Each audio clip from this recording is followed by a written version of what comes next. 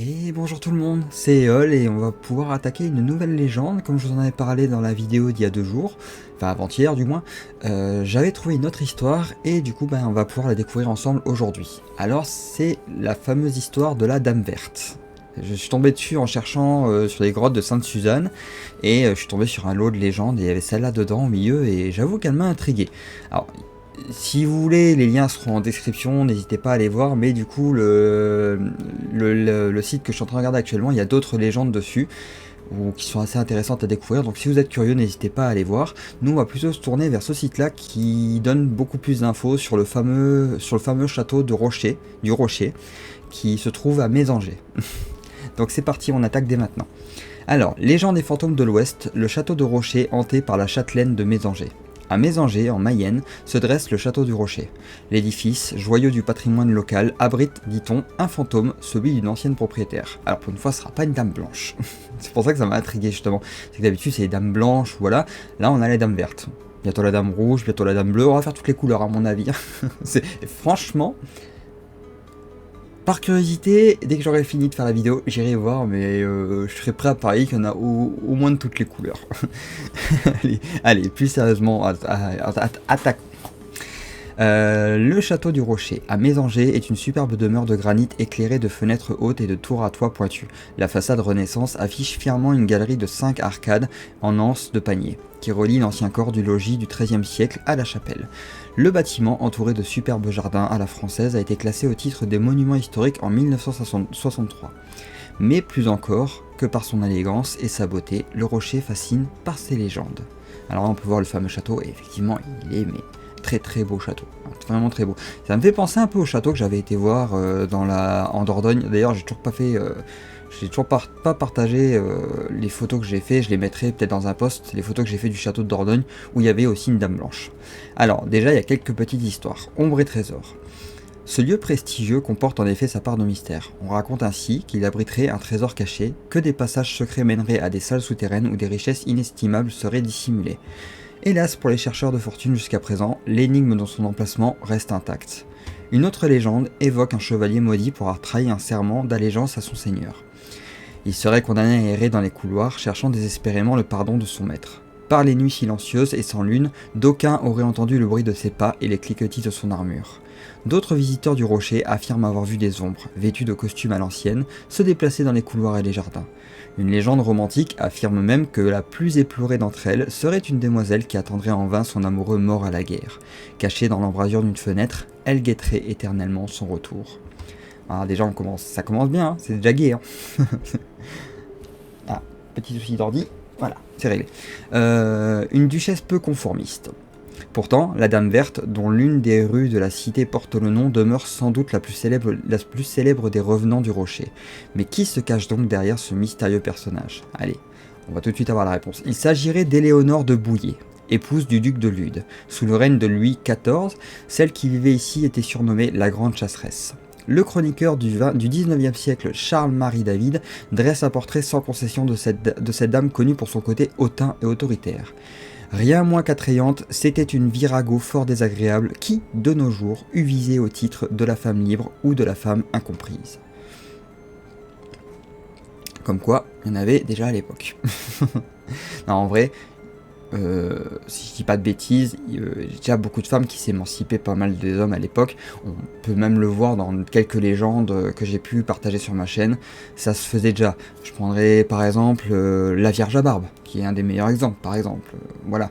Ou rien que la dernière histoire que j'ai partagée, du coup, celle de Sainte Thérèse. Voilà, qui voulait pas suivre les codes. Clairement, on voulait la forcer au mariage, elle était pas d'accord. Donc voilà, ça se faisait déjà à l'époque quand même, hein, mais c'était beaucoup moins facile, on va dire. C'était même très dur.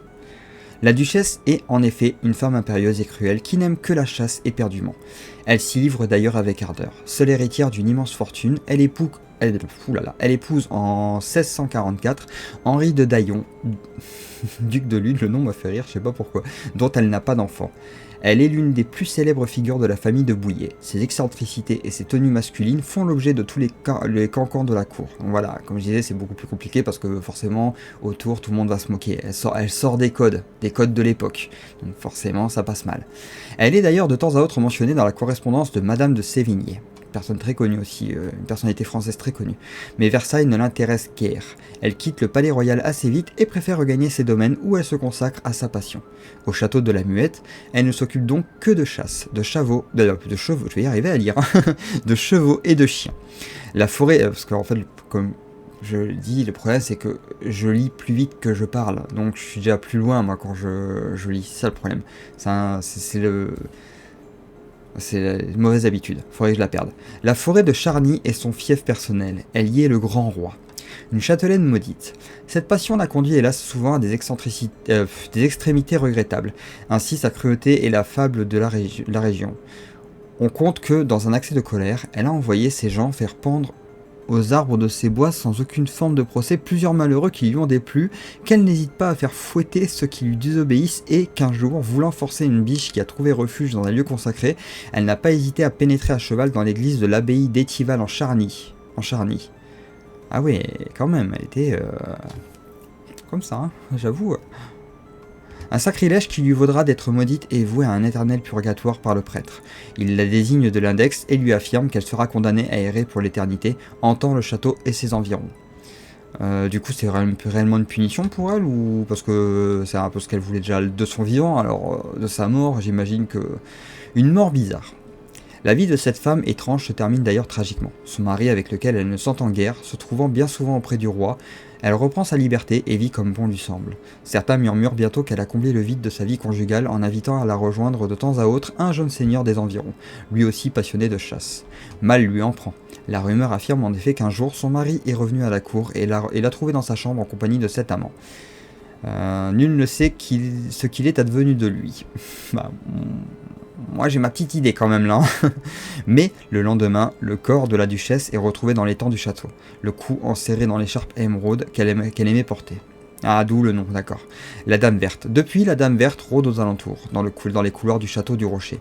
Elle apparaît aux couples qui passent leur nuit de noces dans la chambre qui porte son nom. Ici, les portes claquent, les parquets grincent, et des bruits intempestifs se font entendre sans que nul ne puisse savoir quelle est leur origine. Sa dernière visite remonterait à plusieurs dizaines d'années. Un visiteur l'aurait aperçu dans la chapelle et suivi dans la cour. Mais lorsqu'il parvint au bas de l'escalier, la Dame Verte avait disparu. Donc on a un petit peu d'informations sur ces apparitions justement là. Alors je propose qu'on aille... on va voir. Plongeons alors. Les apparitions mystérieuses du fantôme de la Dame Verte. Plongeons dans l'étrange et fascinant... c'est écrit tout petit, excusez-moi. Plongeons dans l'étrange et fascinante légende qui entoure le château du Rocher à Mésanger. D'après les murmures qui hantent encore les lieux, il s'agirait du fantôme d'Éléonore de Bouillé, une duchesse dont la fin tragique a marqué ses esprits. La rumeur raconte qu'elle aurait été retrouvée noyée dans l'étang du Rocher, un scandale qui aurait jeté un voile d'ombre sur cette famille noble. Le détail troublant, une écharpe verte retrouvée sur son corps, peut-être à l'origine de la légende de la fameuse Dame Verte. Depuis ce jour funeste, certains prétendent avoir croisé son esprit dans les couloirs du château du Rocher et de Bouillé.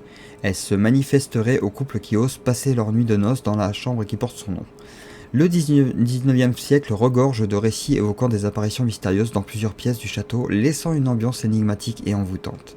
Qui sait, peut-être croiserez-vous aussi la silhouette de la Dame Verte, flottant entre passé et présent, toujours à la recherche de réponses, ou d'amour perdu. Peut-être plus de vengeance pour le coup. Ça serait plus le type de fantôme. Mais quoi qu'il en soit, on a fait le tour de cette histoire. Alors, un nouveau fantôme, donc on est sur une... En fait, elle doit son nom de Dame Verte à l'écharpe qu'elle avait autour du cou. Donc, ouais, c'est original. C'est original, j'ai rien de plus à dire pour ça. L'histoire triste, évidemment, comme souvent dans les histoires de fantômes, c'est souvent des histoires assez tragiques. Et j'avoue que du coup, c'est encore une histoire assez intéressante et un nouvel endroit où j'aimerais aller. Forcément. Château de Rocher est vraiment beau, j'avoue. On peut le revoir là du coup? Non, on le revoit pas. Si, on le revoit en grand là, voilà, parfait. Donc, encore une fois, n'hésitez pas à aller voir ce site là qui est vraiment très bien. Honnêtement, moi j'ai trouvé quelques histoires dessus qui étaient vraiment, notamment, je crois que je l'ai mis dans le lien de la vidéo de Sainte-Suzanne, parce que c'est sur ce site là que j'ai lu justement la fameuse histoire de Sainte-Suzanne. Et voilà, vous avez pu voir du coup, si vous avez vu la dernière vidéo, vous auriez un aperçu du coup du site en question. Mais quoi qu'il en soit, voilà qui met fin à cette vidéo. Encore une histoire vraiment vraiment cool à découvrir. Moi, comme d'habitude, j'adore les histoires que je découvre. Et on en découvrira encore d'autres parce que la semaine prochaine, on va pouvoir attaquer un nouveau département. Ce qui va un peu du coup, je sais pas encore lequel c'est, je vais décider dans le week-end, je pense.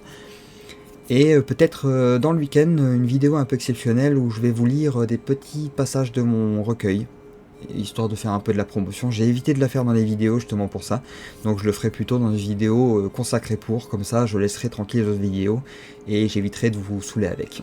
Voilà, donc je vais faire une vidéo spéciale où je vais donner un petit aperçu, comme ça s'il y a des curieux qui veulent découvrir, ils auront au moins un aperçu avant.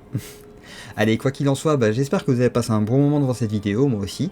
Comme d'habitude, si vous souhaitez me partager des histoires, n'hésitez pas à le faire, soit en commentaire sous les vidéos, soit via un des liens qui est en description, et je serai ravi d'en faire une vidéo dessus, comme je l'ai déjà fait plusieurs fois depuis que j'ai créé cette chaîne. Ça peut être un simple nom, ou même un lien, ou... Alors, ne vous étonnez pas si des fois le commentaire disparaît, ça arrive, parce que YouTube, hein, voilà, tout simplement. Mais du coup, moi je les vois les commentaires, donc c'est bon. Quoi qu'il en soit, je peux le voir. Là, j'ai un commentaire qui a été posté sur la vidéo de Sainte-Suzanne, il a disparu et je peux le voir que de mon côté. Voilà. Donc, n'hésitez pas si vous souhaitez participer aussi. Du coup, les liens sont disponibles en description ou à l'écran. Et du coup, moi, ça m'aide beaucoup pour mon travail parce que du coup, ça me fait aller vers des légendes que j'aurais peut-être pas découvert autrement. Voilà. Sur ce, je vous souhaite une bonne fin de journée et portez-vous bien et à très vite dans la prochaine vidéo.